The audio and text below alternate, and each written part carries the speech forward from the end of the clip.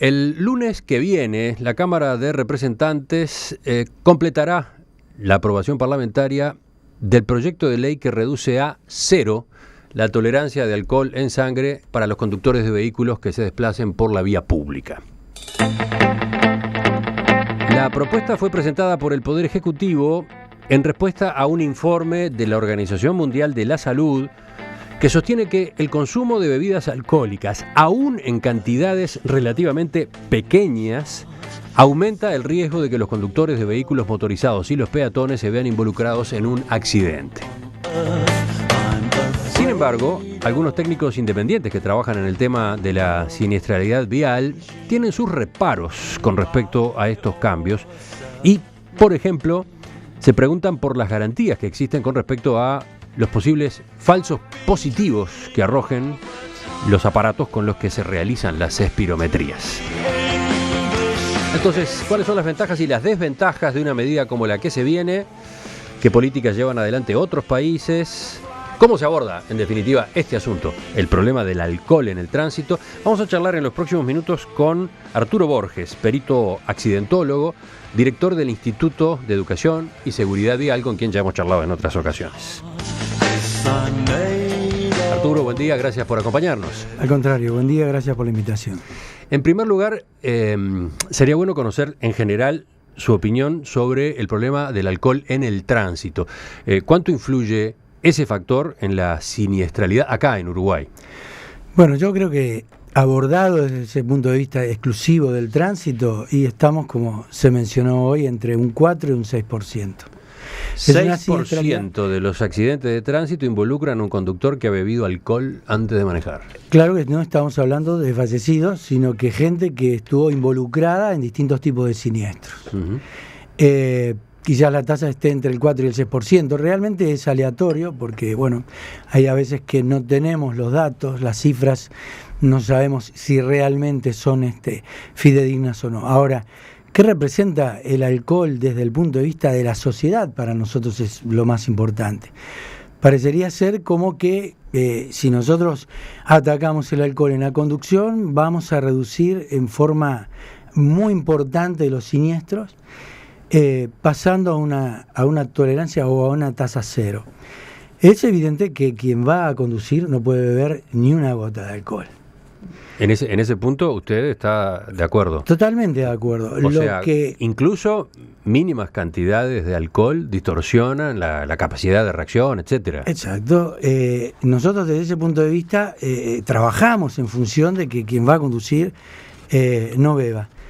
Pero nosotros no creemos o nos preguntamos si esta es hoy la medida adecuada para lograr ese guarismo que queremos hacer en el diseño de bajar o reducir a la mitad los muertos por accidentes de tránsito que pidió la Organización Mundial de la Salud.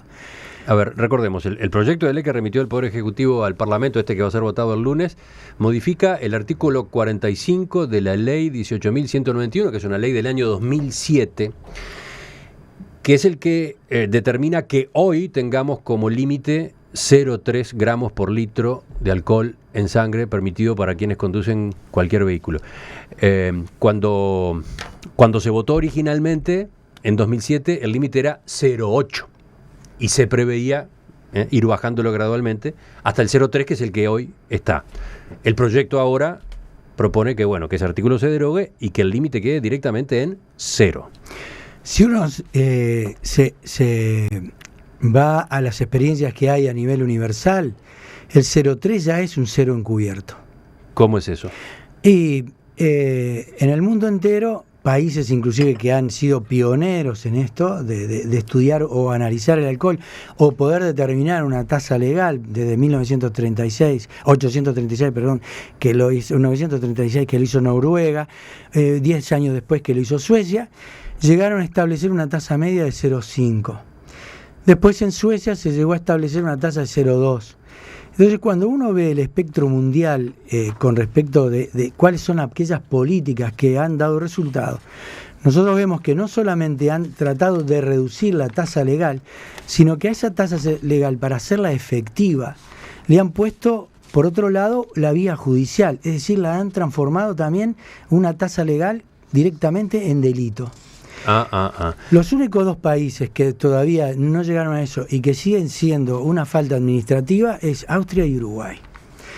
Entonces nosotros creemos que si con 0,3, que la mínima cantidad de siniestros que tenemos, ese 4 o 6% con gente que ha bebido alcohol, es un riesgo, podríamos decir, abstracto, entre 0 y 0,3 es muchísimo menor.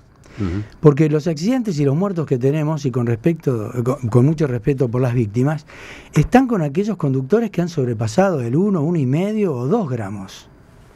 Entonces nosotros creemos que con ese 0,3, nosotros, si le agregamos a eso fiscalización, no discriminatoria, es decir, salgo a fiscalizar los viernes y los sábados donde yo, evidentemente, si ahí el control me da un porcentaje mayor, y si yo cada 1 o 2 que controle el sábado, yo de lunes a viernes me pierdo quizás que 400 personas que no controlé. Entonces yo creo que lo que veía es que ese 6% que manejamos, ¿no? 6% de las personas que participan en accidentes de tránsito tuvieron alcoholemia positiva. Ese número en realidad es un promedio, ¿no? Si se va a los días sábado, ahí el porcentaje es 10. Incluso los domingos todavía es más alto, ¿no? 13,8%. Que está vinculado efectivamente con la fiscalización. Pero ¿qué pasa de lunes a viernes? Entonces, si yo voy a tolerancia cero es las 24 horas de manera aleatoria, es decir, que el conductor se sienta que está vigilado y que evidentemente la fiscalización más la educación tiene que hacer una fuerza brutal. Nosotros hubiéramos preferido trabajar todo un año en la parte de la educación, es decir, hacerle entender al individuo lo que significa una gota de etanol en el organismo, que prácticamente el 70% de su organismo se ve afectado, como dijimos al principio, y tratar de disuadir mediante primero la educación y luego evidentemente de ir a tasas quizás menores, pero con una buena fiscalización nosotros logramos contener el problema que tenemos en el alcohol. Pero hoy tenemos un problema social que no solamente está metido en el tránsito, sino que está metido en el resto de la sociedad. Ahora, si yo voy a la tasa cero, evidentemente que esto tiene un efecto psicológico importante, porque de cuando se bajó de 8 a 5, a 0,5, en las fiestas, en los casamientos, ya vimos en las fiestas que la gente ha tomado menos. Y uno va tomando conciencia. Entonces, la gente quizás tiene mucho más temor a que le retiren la licencia de conducir a perder el crédito en la tarjeta de crédito. Y eso está muy bien, pero es lo que nosotros podemos decir, bueno, esta es una política de Estado para bajar el consumo abusivo de alcohol. Mire, en su exposición de motivos, el Poder Ejecutivo cita el caso de Brasil. En Brasil, en 2008, se aprobó una ley que estableció la tolerancia cero. Y destaca que los resultados de la aplicación y del control fueron casi inmediatos. Dice, los primeros 6 meses de vigencia en Brasil mostraron un descenso en la siniestralidad, en los ingresos hospitalarios y en los fallecimientos vinculados al binomio alcohol-conducción en todos los estados de Brasil. Y da números, ¿no? La reducción en las consultas hospitalarias, 36%. Reducción en las muertes en rutas, 14,5%. En las necropsias de fallecidos en siniestros de tránsito asociados con la ingesta de alcohol, la caída fue de 67%. Y todo eso en el primer año de la aplicación de la tolerancia cero en Brasil. Es verdad. ¿Qué otro ejemplo tenemos en el mundo? Los países islámicos son los únicos radicales donde, por un tema religioso del Corán, absolutamente ni una gota de alcohol. Pero ¿en qué otros países solamente bajaron la tasa de alcohol? Y Brasil, hoy yo vengo de Brasil, de un congreso donde la Confederación Iberoamericana de Centros de Formación está trabajando sobre este tema también, sobre el alcohol. Resulta que Brasil en este año termina entre 45 y 50.000 muertos. Pero Brasil tenía un problema con el alcohol fabuloso. La cultura del brasilero era salir de la oficina, salir del banco y pasarse a tomar la caipirinha o la cerveza antes de llegar a la casa. El alcohol se vendía, el alcohol de caña se vendía en las rutas. Por lo tanto, se había fomentado una cultura y el problema era muy importante.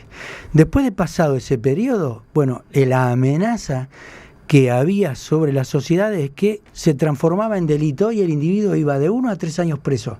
Es decir que si yo voy a 0, ¿no será que me estoy encerrando en algo que después tengo un callejón sin salida? ¿Qué más puedo hacer para bajar cuando llegue al piso por el 0? Reitero, es un efecto psicológico muy importante. Igual que el problema que tenemos con la marihuana. ¿Vamos a fiscalizar el alcohol? ¿No vamos a fiscalizar la marihuana? Ese fue un punto de debate en el Parlamento, ¿no? Legisladores de la oposición reclamaron que también se incluyera la fiscalización de la marihuana y por ahora eso no está. ¿Para usted tendría que estar? Para mí tiene que estar. Son las dos cosas a la vez. Ahora, evidentemente, esto es un problema para la psiquiatría, ¿no? Es decir, porque la psiquiatría no sale a decir cuáles son los efectos nocivos de fumar marihuana y la conducción. Y bueno, claro, pero si esto viene de arriba ya enfocado en esa manera, nadie se va a tirar en contra. ¿De arriba? Yo digo, si el gobierno va a fomentar que se legalice la marihuana, evidentemente que la psiquiatría tiene ahí un poco las manos atadas. Pero nosotros decimos, ¿no hay que controlar las dos cosas a la vez? Sí, consideramos que sí. Tienen los mismos efectos y el mismo problema. Pero volviendo al principio, creo que con lo que nosotros tenemos que ir a la tolerancia cero o a la tasa cero es terminar con la ignorancia que hay sobre el efecto del etanol en el organismo. ¿Por qué no hablamos de eso enseguida? Vamos a repasar ese tema de los efectos del alcohol. En perspectiva, desde 1985.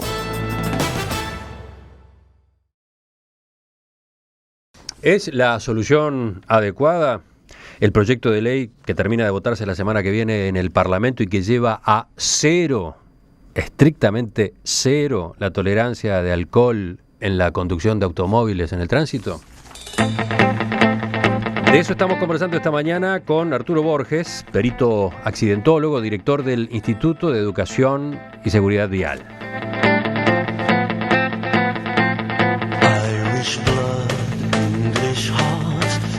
Arturo, usted coincide que hay que ser muy estricto y por supuesto que está de acuerdo con el 0,3, que es el límite de hoy, pero tiene sus reparos con respecto a la posibilidad de llegar al 0, estrictamente al 0. Enseguida le voy a preguntar las causas, pero ¿a usted le parecía importante, sobre todo, trabajar en la educación, crear conciencia a propósito de los efectos del alcohol en el manejo de un vehículo, incluso en cantidades mínimas? ¿Por qué? Primero porque una gota de etanol en el organismo, evidentemente que las funciones para el manejo se ven distorsionadas. Ahora, el 0,1, el 0,2 o el 0,3 afectan de distinta manera a cada uno de los individuos. Yo no tengo una evidencia para decir con 0,3 todos estamos afectados de la misma manera, porque depende del sexo, del estado físico, del momento que se ingiere el alcohol, de si está acostumbrado o no. Un individuo que se toma una copa de vino y está acostumbrado, la copa de vino no sugiere, digamos, un peligro concreto. Puede ser un peligro abstracto, pero evidentemente que modifica. Ahora, cuando uno ingresa alcohol en el organismo, lo que hace es tratar de engañar al cerebro, porque el alcohol, esa es la función que tiene. Y uno de los elementos que cambia totalmente con la ingesta del alcohol en el conductor es que modifica su voluntad. El individuo puede tomarse 1, 2, 3, 4 copas de vino y después querer retraer el efecto que tiene, y no lo puede hacer, porque es un tema de voluntad poder corregir el efecto que el alcohol produce sobre el cerebro. Por lo tanto, es lógico y evidente apuntar a que el consumo tiene que ser 0 si yo voy a conducir. Pero el asunto es cuál es la herramienta, con qué método se llega a que se produzca ese cambio en los conductores. La primera es educar y decirle por qué queremos una tasa 0.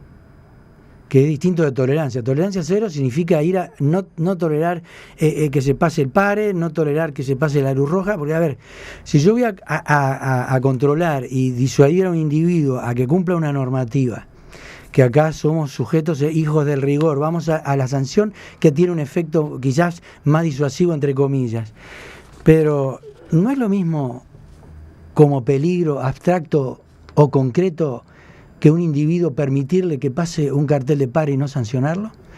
No es el mismo peligro que el individuo no respete un ceda al paso, no es el mismo peligro que cuando hay semáforo el individuo se tire con roja, no estamos en la misma potencialidad de generar una muerte. Entonces, si yo tengo un 5, un 6% generado dentro del alcohol, ¿qué pasa con el otro 95%? ¿Cuál es el diagnóstico? ¿Cuáles son las medidas de seguridad que yo debería trabajar más? Entonces nosotros creemos que acá debe haber una información sobre los efectos del alcohol en primaria, en secundaria, donde tenemos realmente un problema con el alcohol con los jóvenes muy grande. También lo tenemos con los mayores, no es estereotipar ni estigmatizar a la juventud, porque hoy la juventud también tiene temor a ser controlado, pero sí hacerle entender el porqué de la medida. Si yo aplico una medida, pero de la misma manera no explico el porqué, es posible que a la gente no le interese. Los problemas mayores en el tránsito lo tenemos con aquellos que son bebedores consuetudinarios y que no les importa absolutamente nada. No lo tenemos. Nadie, al decir de Carlos Tabasso, toma alcohol en un dedal. Si yo voy a una fiesta y yo sé que con una lata de cerveza paso a 0,5, yo ya no tomo. Es decir, yo ya lo evito, el individuo ya lo evita.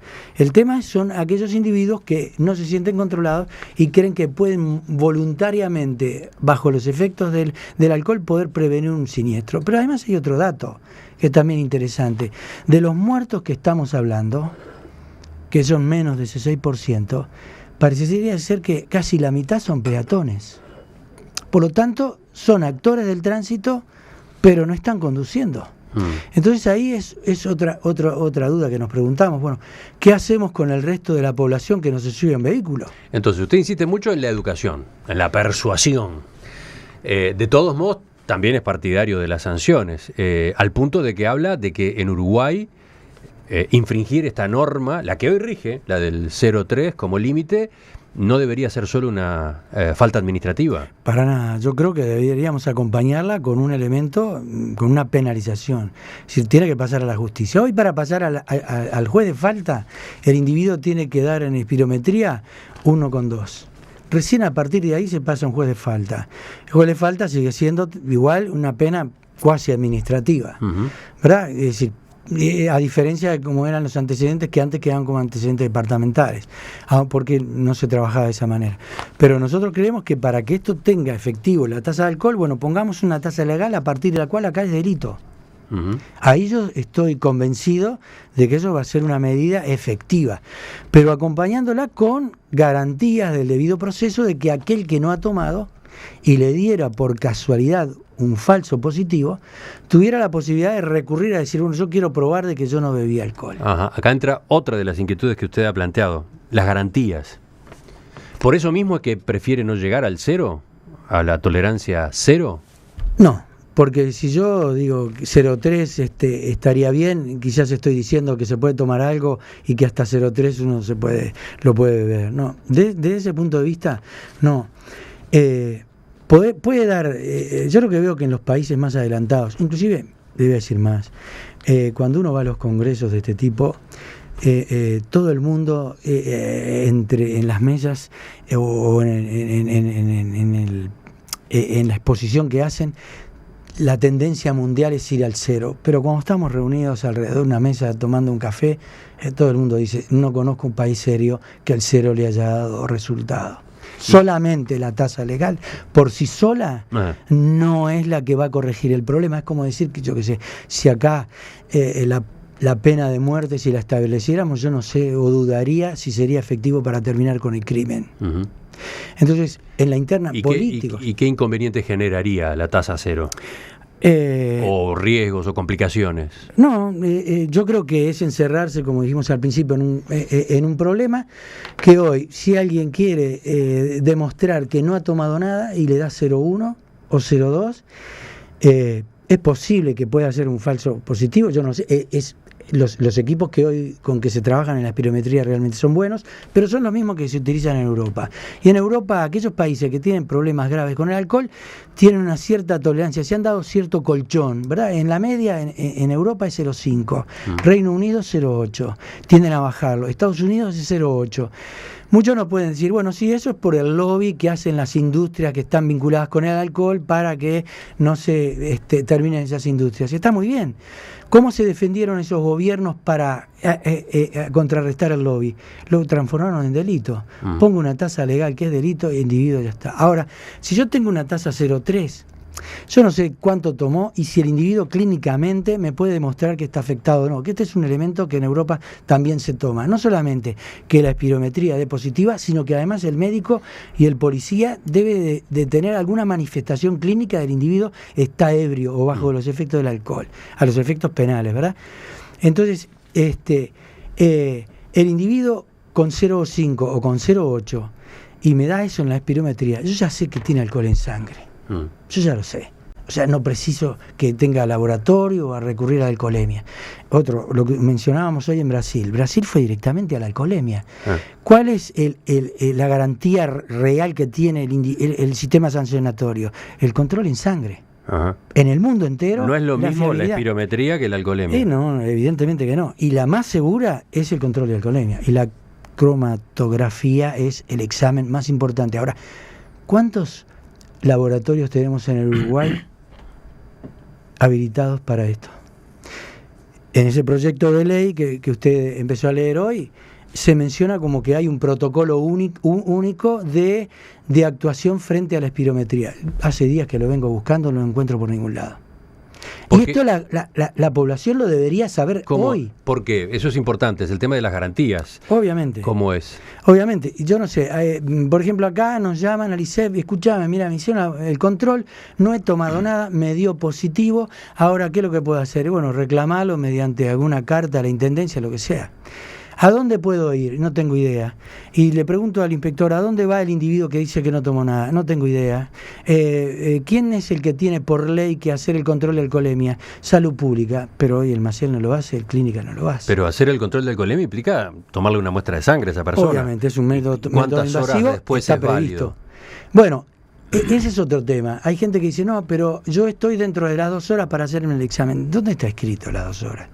Las 2 horas es algo que uno lo maneja porque hay algún país en Europa que da ese margen, pero acá eso no lo tenemos a título expreso establecido. Entonces las 2 horas, 2 horas y cuarto, hay una compañía de seguro que no paga porque a las 2 horas y cuarto, cuando en su propia sociedad le dio 0, no toma ese valor y vale el que tomó la autoridad pública.